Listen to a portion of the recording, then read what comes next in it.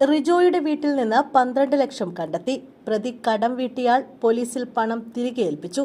പ്രതി ചിലവാക്കിയ ബാക്കി പണത്തിനായി അന്വേഷണം. ചാലക്കുടി പോട്ട ഫെഡറൽ ബാങ്കിൽ നിന്ന് മോഷ്ടിച്ച പണം പ്രതി റിജോ ആന്റണിയുടെ വീട്ടിൽ നിന്നും പോലീസ് കണ്ടെടുത്തു. 12 ലക്ഷം രൂപയാണ് കണ്ടെടുത്തത്.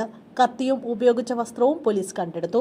അതിനിടെ റിജോ ആന്റണി കടം വീട്ടിയാൽ പോലീസിൽ പണം തിരികെ ഏൽപ്പിച്ചു. അന്നനാട് സ്വദേശി 2.9 ലക്ഷം രൂപ തിരികെ പോലീസിനെ ഏൽപ്പിക്കുകയായിരുന്നു. റിജോ അറസ്റ്റിലായതറിഞ്ഞാണ് പണം തിരികെ നൽകിയത്. ഇന്നലെ രാത്രി തന്നെ ഇയാൾ ചാലക്കുടി ഡിവൈഎസ്പി ഓഫീസിലെത്തിയാണ് പണം തിരികെ ഏൽപ്പിച്ചത്.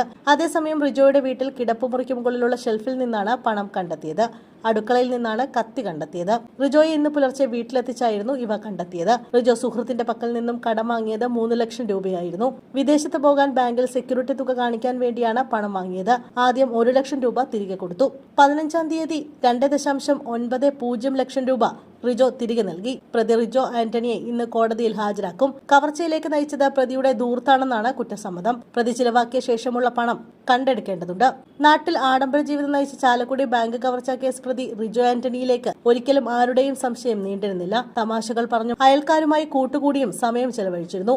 കവർച്ചയെക്കുറിച്ച് അയൽക്കാർ ചർച്ച ചെയ്യുമ്പോൾ അതിലും റിജോ സജീവമായി. ഇന്നലെ ഇയാളുടെ വീട്ടിൽ നടത്തിയ കുടുംബയോഗത്തിലും പ്രതി ഇതേക്കുറിച്ച് ചർച്ച നടത്തി. അവൻ ഏതെങ്കിലും കാട്ടിൽ ഒളിച്ചിരിപ്പുണ്ടാകും എന്നായിരുന്നു ചിരിച്ചുകൊണ്ടുള്ള പ്രതികരണം. പ്രതിക്കായി പോലീസ് നാടാകെ പരക്കം പായുമ്പോൾ അതിന്റെ വാർത്തകൾ വീട്ടിലിരുന്ന മൊബൈൽ ഫോണിൽ കാണുകയായിരുന്നു റിജോ.